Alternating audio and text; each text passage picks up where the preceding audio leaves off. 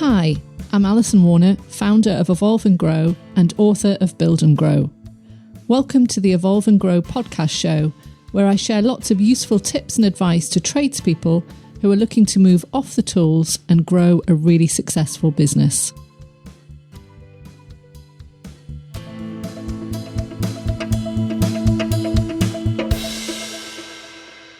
Joy Zarine is a brand and business strategist, investor, speaker, and best-selling author from London. For over 18 years, she has worked with industry leaders to design, build, and market profitable and award-winning businesses.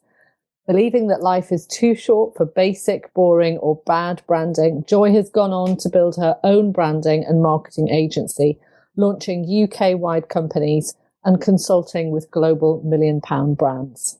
So without further ado, welcome Joy Zarine to the Evolve and Grow podcast show this afternoon. Thank you very much. Thank you. It's lovely to be here. Thank you. I think a good way to perhaps kick off is if you can just take us through a little bit about your background, your journey to how you came to do what you do now, and a little bit about what that actually is.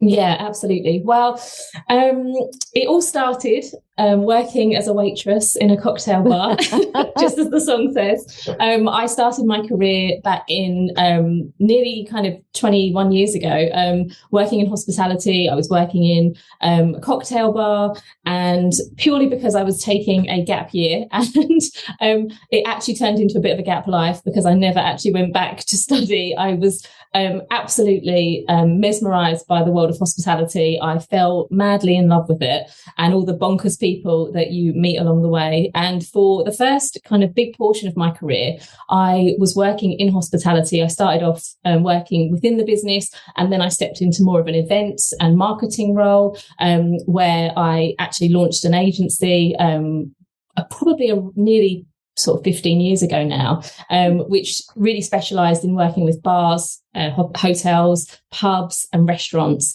And that's where I sort of cut my teeth in the marketing and branding world, from starting from actually figuring out how to sell more cocktails across the bar to then managing to scale that up and, you know, marketing businesses, marketing brands, and building, what ended up being a national brands kind of across the UK. Wow. Okay. and so that's brought you to kind of what you're doing now, and how would you sum up what it is you do in a nutshell? Because I think branding is sometimes massively misunderstood, isn't it? A lot of people think of logo and colours, and actually it's a lot more than that. So yeah, absolutely. Delve into this in a lot more detail in a moment, but how would you sum up what it is that you do? I figure out, in a nutshell, I figure out exactly what the business does and does well, and exactly who the business is trying to market to, and make sure that the people that they want to attract to buy their products or purchase their services or work with them or whatever it might be, marry those two ideas up. So sometimes you can have absolutely fantastic businesses, but they have no idea who they're trying to market to. They're actually trying to market to anyone or everyone, and actually they consistently miss the mark. And then other times you have services that people are desperate to use, but they're actually not very good at delivering that service.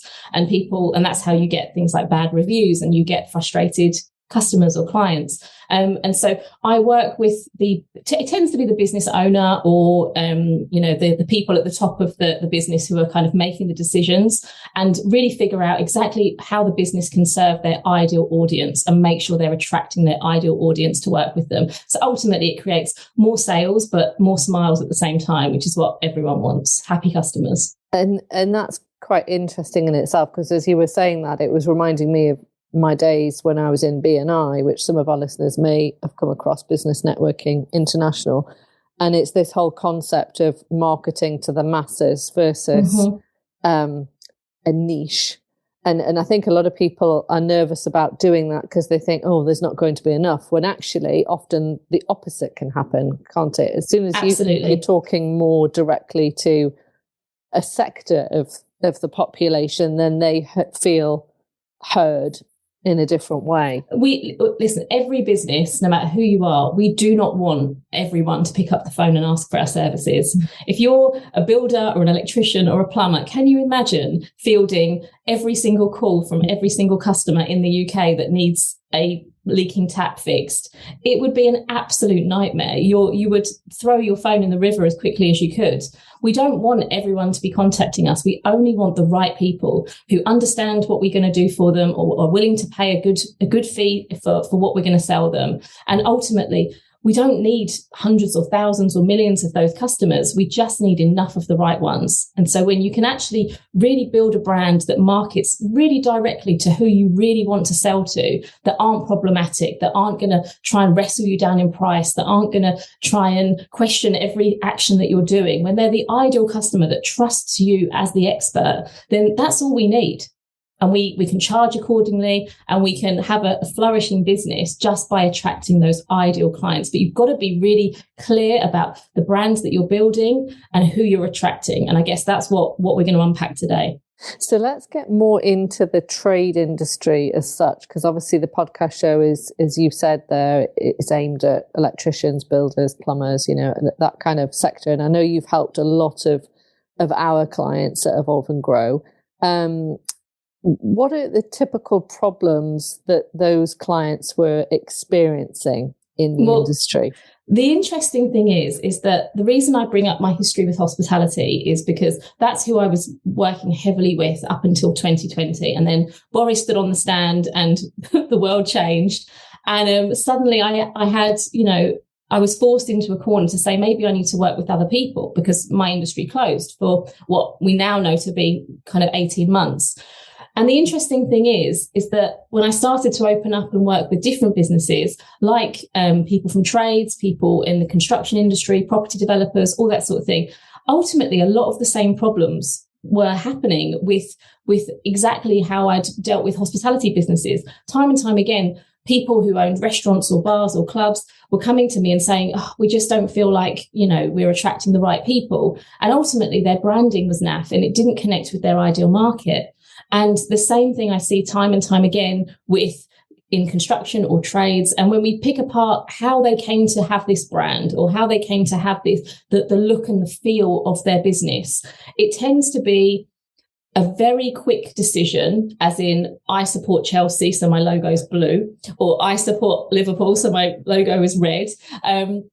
Or it was created by Dave's little brother that he knows from down the pub, who's quite nifty on a computer, or something like that. And it tends to be the business started small and they sort of chucked together a logo and went down to the print shop and got them on T-shirts and splashed it on the side of a van. And then the business got more successful and the business grew. And then ultimately what happens is they pitch up to, Lady Flowerpot's beautiful big mansion with the dodgy logo that Dave's little brother from down the pub did. And it doesn't connect with them. And Lady Flowerpot turns around and says, I don't know, he looks a bit like a cowboy builder. I'm not too sure about this one.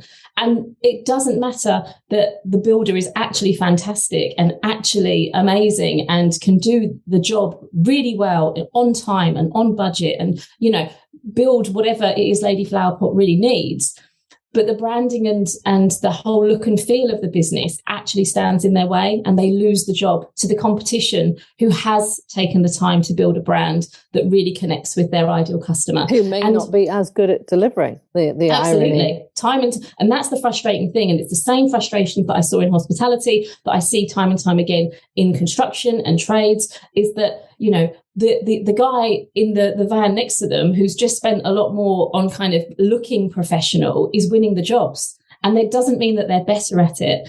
If you can do the job and do it well, that's the hard part, but you need to go the extra mile and make sure that actually the brand and the business is connecting with that ideal customer, because ultimately that can win the day. And if Lady Flowerpot picks the guy with the nicer van, with the beautiful logo, because she doesn't want her neighbours to judge her, then we need to be aware of that. We need to understand, it might not just be our beautiful finish on the tile or our amazing way of fitting pipes, in an awkward eaves of the house or whatever it might be. I'm not a builder, as you can tell, but whatever complicated project they might need to work on, their craftsmanship might not be the thing that loses them the work. It might be the state of their website. It might be the state of the van, it might be the state of the uniforms. It might be that it's all a little bit higgledy-piggledy and it all looks a bit amateurish. And if your brand doesn't stand up and show you as the best possible person to win the work, you might not win it. Or show the difference that you offer, because then you're just competing on price alone. Absolutely. And that's another thing that I see time and time again with, as I'm sure you do, that ultimately people can show up and they just stick a price per hour on a job and hope for the best. And ultimately what we want our business, our brand to do is really convey the value, is really to bring to life exactly why people would spend the extra money, why you're worth the extra money. I look at it quite often with clients, and I explain to them as a consumer, I'm Lady Flowerpot and I need people to come into my house and do things. And I can say to you, if I have someone to come around and price maintaining my garden, for example, and a guy jumps out of a van and says, yeah, no problem, love, I'll do it. 40 quid an hour is what I charge. And then, leaves. And then the next guy comes and he says, yeah, no problem. Looking probably about 150 quid. Right. And then leaves. And then I'm left feeling even more confused. And then the third guy comes around and says, what is it you want to do with the garden? Okay, no problem. I understand. Well, if you want to just do a bit of maintenance, I can pop back once a month. It's going to cost you 100 quid. Okay. If you'd like me to do a bit more work, if you'd like me to maybe add some shrubbery and add a few flower beds and things like that, no problem. I can pop back twice a month, 200 quid. Okay, great. If you want to have the best garden, which has got the most beautiful curb appeal that's going to knock the socks off all of your neighbours, it'll be 300 quid a month and you'll never have to worry about it. I'll come and I'll water it and I'll make sure that everything's ordered and everything's right and everything. Listen, it doesn't matter who you are. He's ultimately spoken to me and tried to find out what I want, and then not only try to solve the problem that I don't want to mow my lawn, but ultimately he said, listen, I'm not only I can do more, and, it's going to cost you more, but what you'll have is probably a more valuable house because it will have curb appeal. So if you ever want to sell it in 12 months time or 2 years or whatever, you're going to get more for your money. Well, who do you think I'm going to choose? The guy that said 40 quid an hour, but I don't know if he's going to take 10 hours or 50 hours. I've got no idea. But what the third guy has ultimately said to me is, what is it you want? And here are the options. And that's one thing I would say is, we need to look at our consumers, not just a job. We need to understand that, our consumers, our clients, our customers are people, and they've all got challenges. And your ultimate challenge might be, do you want your garden to look better than your neighbours? Well, yeah, that's probably worth the money. It could be what we call an aspirational problem, isn't it? And I think by offering that choice of three, it's a different conversation, isn't it? You're offering a choice as opposed to yes or no. Well, exactly that. If you're offering just a price and you don't explain the value of that price, it's ultimately, do I want to work with this person or not? Or with the third person that pops around, it's like, how do I want to work with this person? I can see me working with this person in some capacity. How can I make this a reality? Because he understands that I'm more than just a project, or I'm more than just a garden. I'm a person and I've got feelings and I've got aspirations for my property or whatever it might be. So it's just unpacking. But ultimately, it's finding out, it's asking the question. I have no issue in sales, and I know it's a very British thing to feel quite uncomfortable with selling, but if you can reframe it as it's serving and not feel uncomfortable about it and say, it's not about pushing something that someone doesn't want on them. It's ultimately saying, look, I can do this for you and there's a value attached to it. Yeah. But you're offering the choice. So it's down to the customer. You've got your economy, your middle of the road and your high end options. It's down to them. And it doesn't need to be cheap, middle of the road, expensive. It can be expensive, more expensive, and even more expensive. If you get your key persona correct, if you understand exactly who it is that is going to want your service, be that plumbing or electrics or roofing or anything, if you understand exactly who your market is, then you can serve them. And you've got to be really careful, because it's really easy to turn around and just plaster massive mansions on your website when actually it's probably not, that might not be the ideal client for you, and it'll actually put off people that don't live in mansions. So So it's really important to build a business and build a brand that really communicates exactly the sort of people that you want to serve and appreciates the kind of problems and aspirations you can solve for them. Sure. Brilliant. What are the typical mistakes that you see businesses make in this industry? I think probably maybe pricing perhaps is an issue, because I think a lot of people undercharge what they should. They ultimately say cost plus profit, and that's a really easy way to do it, but it's actually doesn't serve your business very well. And if every business just did cost plus profit, no one would ever go bankrupt, right? But the problem is when you just do cost plus profit and you don't actually bake any value into that proposition, is ultimately people can choose somewhere else. So what you want to do is not price it just based on cost plus profit. You want to price it on value and price it and be able to go above and beyond and really unpack exactly what it is someone is buying from you. And ultimately, my big passion for any business is to not have a customer once, but to have a customer for life. And then it's not a transactional relationship where you say, oh yeah, can you put my fence up? Yeah, that'll be £1,000. Okay, great. And then never see them again. What I would much prefer is for them to say, yeah, no problem. Listen, it's £800 to fit your fencing. And just to let you know, every 6 months we'll give you a call, and following a storm, we'll give you a call. And for that service, it's £100 a year. And we'll be available within 3 days to come and fix it. Well, that's worth it to me. And I would much rather we all build relationships with our customers so that they're not a customer once. And then when it comes to the fence panels falling down or the roof, having a leak, that we're diving into Google and finding a new person. What I would much prefer is that person that actually fitted my roof or fitted my boiler actually keeps in contact with me. And there's a fee. There can be a fee attached to that. I have no issue with that. There's plenty of people out there that if someone knocked on my door, genuinely, and if there's any roofers listening in South East London, feel free to drop me a DM.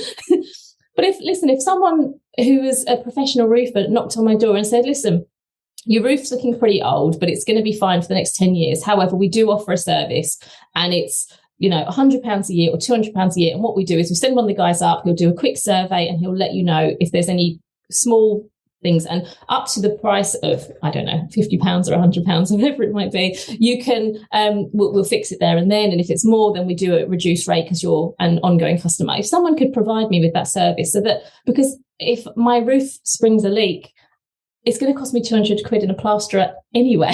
So, and all the stress that goes along with trying to find a plasterer following a storm, right? So, I would like all of our businesses to look at how can we not look after people once, but how can we really be there for them and create relationships for them and, be their go-to people forever. Let's build brands of value that really matter to people. All your audience are literally the people that you need in a crisis. They are literally the people that, you want to have them in your phone book, and you want to be on first name terms with them, and you want them to be able to turn around and say, no problem, Joy, absolutely, I'll have a guy with you by Friday. That's what you want. Yeah, and there's a premium attached to that. Sure. And that takes a bit of thinking, doesn't it? Because I think when you're in your business, it's perhaps a little bit difficult to think of doing it differently. Because I hear frequently from some trades, oh yeah, I can see how that works for the likes of, big brands, but that doesn't work in my industry. And you've given some examples of how it absolutely can work. I think plumbing and heating companies is one that's very obvious, because you can offer, say, like a budget version of a boiler, a mid-range and a high end, and then clearly articulate the features and benefits of each product. So that's one that's much more straightforward. But for some industries, it maybe is a bit trickier. What's your advice on what people can do to, other than working with yourself, to come up with those ideas of how they can provide an ongoing service and provide Look at your bank statement. Look at your bank statement and figure out how many subscriptions you have. I'm guaranteeing you there's Netflix, there's Amazon Prime, there's probably Apple, there's probably your phone bill, there's probably all sorts of things. We live in an automated society now where you don't go down to HMV and buy a CD anymore. You just are a member of Spotify or Apple Music or whatever you're a customer of, and they take £7 out of your bank account every month, and they will do to the day you die, because you've got all your playlists and you've got all your podcasts and you've got everything organized on it. And that I would be a customer of Spotify probably, and for the next 10 years without question, because I've got everything set up in the way I like it. So there's examples around us in our bank accounts every day of how people are breaking with what used to be the norm. So what, as you and I will know, what used to be the norm is you'd get your pocket money and you'd go to Woolworths and you'd buy the top 10 single that you liked that week, right? That's how you'd spend your Saturday mornings. Kids are different nowadays. I would record music off the chart show and sit and listen to it and write the lyrics out and learn the lyrics. And, nowadays they just can Google it on their phones and you've got the lyrics, they don't have to work for it anymore. But we see time and time again, all of these examples, Blockbuster, Netflix, perfect, of, this is how we do it. But listen, things can change. And if your competition, if you're not looking at how you can create a customer for life, let me guarantee you, your competition will be looking at it. So I would really dive into, you don't have to copy a competition, but definitely feel inspired by the brands and the innovators around us, Amazon, Netflix, whoever it might be, but be inspired that they thought differently. They decided to break with convention. And it might be it might just be a phone call. That might be your, we will check in with you every 6 months. And, you can do that for very little cost, and be able to say to your customers, listen, we'll check in with you every 6 months. If there's any issues, any problems, listen, if someone does that to me, who's the person I'm going to call when I've got an issue? Yeah, quite. It's some reason to stay in touch, isn't it? And I think there's so many things that are going through my mind there. And I think what I've learned in business is be open to doing it in a different way. Don't just shut things down saying, well, that won't work for me. That doesn't work in my business. That's the first thing. The second is creating the right environment for that creative thinking to take place. And I think it does help to have somebody else to bounce off, to allow that thinking to take place. And, providing space, it might sound a bit corny, but going out for a walk in nature for a couple of hours with the purpose being, right, I'm going to have a think about my business when I go for this walk and just see what comes up of how I could do it differently. Those are practical things that you can do, and you might be surprised, you might get a few ideas from it. What would you say the most, if we had to bring it down to 3 things to get right, what would you say those, in order to separate yourself from the competition, what would you say those 3 things are? So firstly, work out who are the customers that really love what you do. You will have, in your business, you will have some customers and clients that you've worked with in the past that have been not problematic. They haven't been challenging. They've really understood what you do and how you do it. And you really want to dive into the psychology of why they were so easy to sell to, why they were so easy to work with. Because we're, as much as I would love to say to you, we're all totally unique. We're not. We all, brands build themselves to serve a section of society. Right? Starbucks is not for everyone. Apple, the biggest brand on the planet, is not for everyone. I see constantly people without Apple phones and I think, oh my goodness, they haven't got an iPhone. How amazing. But, not everyone loves Apple. Just like, I do love Apple, but not everyone does. So you have to understand what segment of society, community, who is that ideal client? And when you really work out what problem it is they're solving and how you can not only solve it, but really elevate their life in what you do. So it might be you're a heating engineer. I'm not any expert in this area, so I might be saying something silly, but if you're a heating engineer and you go into people's houses, how can you upscale their experience with your business by maybe offering air conditioning, or maybe saying, listen, we partner with this window company and it works really well when you're heating your house, that you have windows that don't let all the heat out, or whatever it might be. How can you elevate the experience for your customer? Because and this definitely comes back to my hospitality roots, if you ultimately put customer at the forefront of what you do and why you do it, and you really focus on how can we serve them better. If you wake up every morning and try and figure out how can I serve them better, you will never lose. Yes, you'll never be without a customer. You will never, ever be out without a customer. My clients constantly say to me, it feels like you own the business. Like it feels like you care as much about my business as I do. And I say to them, listen, no one will outcare me. I don't look at my clients' businesses as my own, but I look at them like they're my godchildren. I feel like I'm their fairy godmother, and I do love them like they're my own business, in the same way as godparents love the kids like they're their own, right? That's how I see it. So you really want to put your customers at the forefront and really focus in on how can I make their buying experience better? How can I make their whole experience with my business better? And we all know that there's flaws in our business. We're all human, right? But if we can look and try and fix some of them, try and put some extra care, some extra thought into, well, actually, it would be better for them if we did this. And actually, maybe we could do that. That would work really well for them. If we actually can care and focus on that, then ultimately, I think you'll win. Also, I really understand what they're really buying. Lots of times, if I speak to people in construction or trades, they get really passionate about a certain boiler, or they get really passionate about a certain, I don't know, tool or instrument or something that's going to make the house better. Listen, none of us want boilers in our house. That's not what we're buying, right?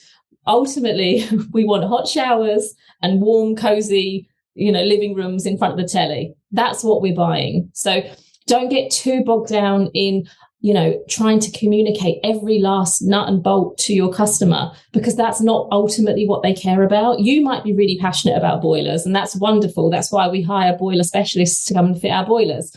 But your customer cares about their hot shower, and the fact that the temperature is not going to disappear halfway through the shower, or the fact that, their washing machine isn't going to flood their house, or whatever it is, that you're going to do. That's the part we care about. That's what we're paying for. So really make sure that you focus on the customer's wants and needs. And it's ultimately, if you're a plumber, it's hot showers and cozy living rooms, right? That's what we're paying for.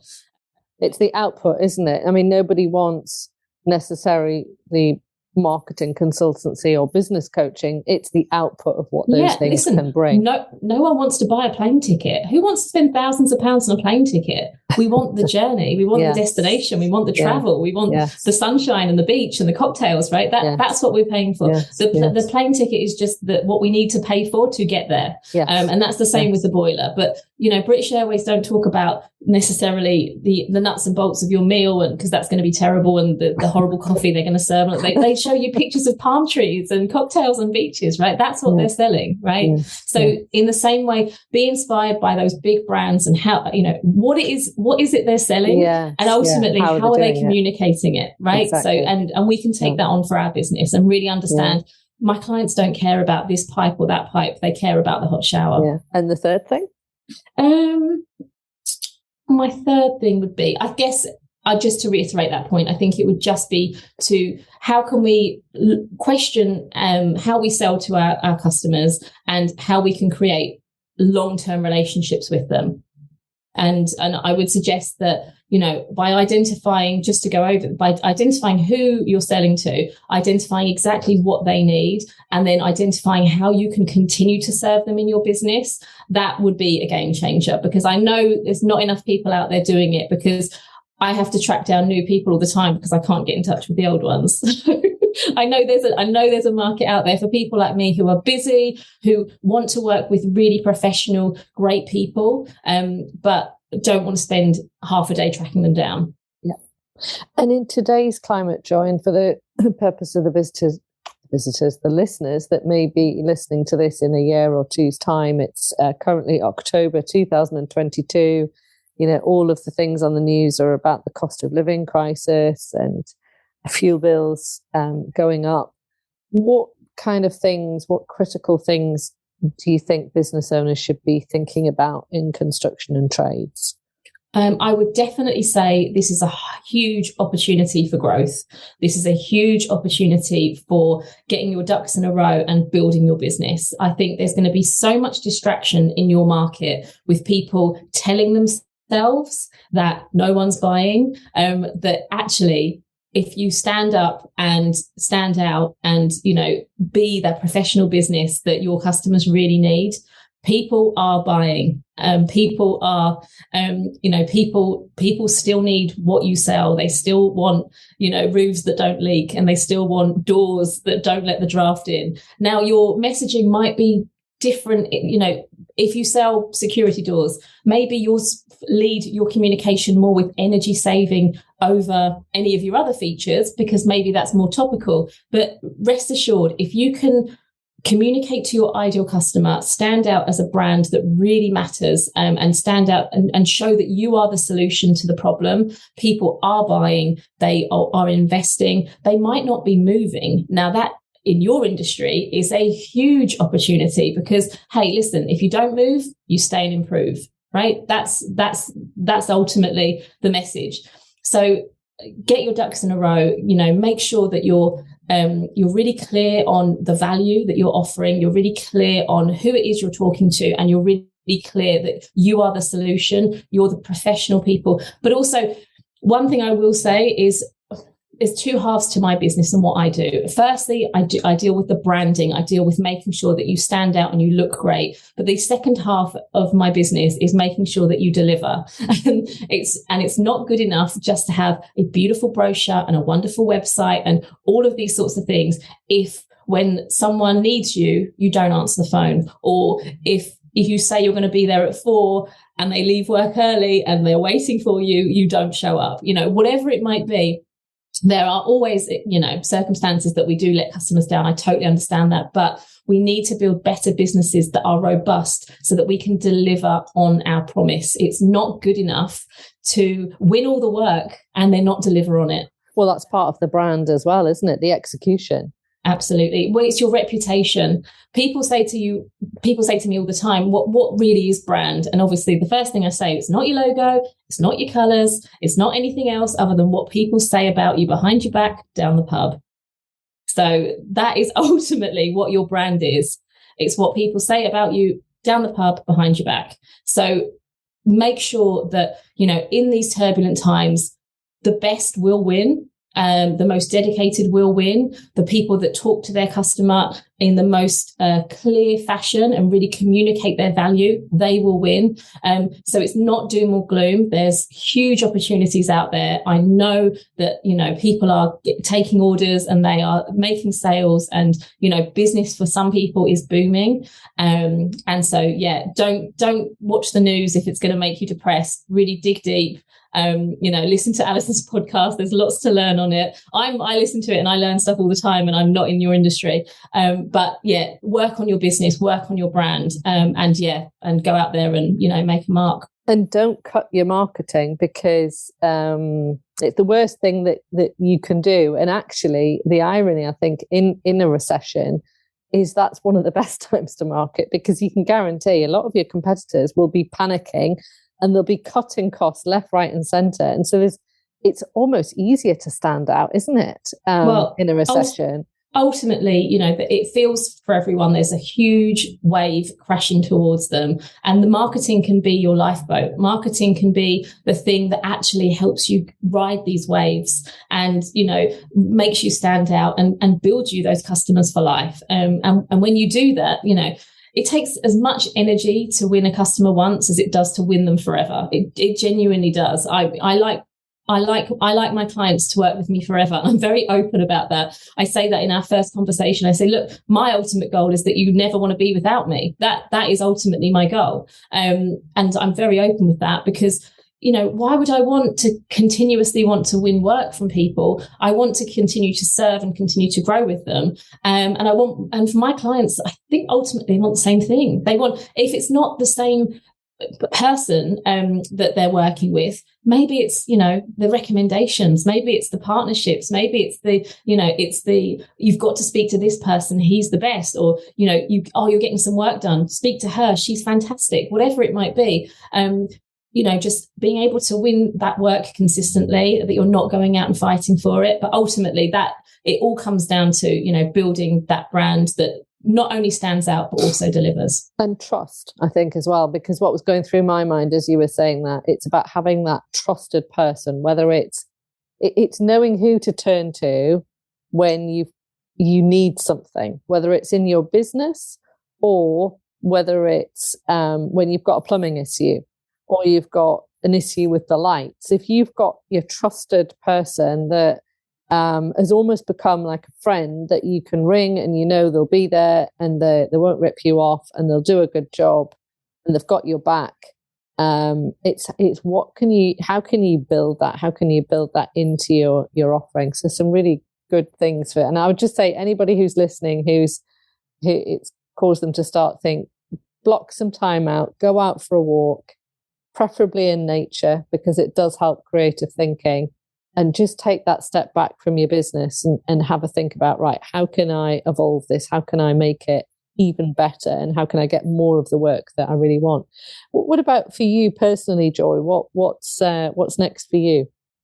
Well, my agency is growing, which is super exciting. I've reworked my kind of offering since the sort of the pandemic and the lockdown, and now I'm working with lots more people, which has been super fun. And honestly, every day is completely different. So the agency is growing. We're doing more branding than ever before. We're doing more marketing than ever before. I've got a new book that's coming out that's hopefully going to be out in the next few months. Maybe when it's ready to come out, I can jump back on your podcast and we can talk a little bit about that. So that's in the works at the moment, and that I know is going to help businesses. And I had a book that came out in 2017, and I still get emails from people buying it and reading it today saying, you've changed my business, and that makes me super happy. But I know this next book is going to help even more businesses, because business is hard, and I feel like it's okay to feel like business is tough, but there are ways to make it less painful, and there's actually ways to make it fun, and there's a lot of that baked into the book. So I know it's going to help a lot of people, so I'm excited for that. Excellent. Oh, I'm looking forward to that coming out. Really. Thank you. And just finally, anybody who would like to find out more about what you do, where's the best place for them to go? Yeah, so you can either head to my website, it's www.joyzarine.com, which is JOYZARINE, or I'm all over social media at Joy Zarine. So I'm sure, Alison, you can link in the show notes as well. But yeah, I'm the only one, Joy Zarine, on the planet. So you certainly are the only one. And on that very good note, I will thank you very much for coming on the show today, Joy. Really good advice, and can't wait for the book to come out. Thank you so much. It's been a pleasure. Thank you, Alison. Thank you. I really hope you have enjoyed today's podcast. I would love to invite you to join our Trades and Builders Business Growth Group on Facebook, where I regularly share lots of information to help you create a more successful trades business. You can also order a copy of my book, Build and Grow, which is available on Amazon.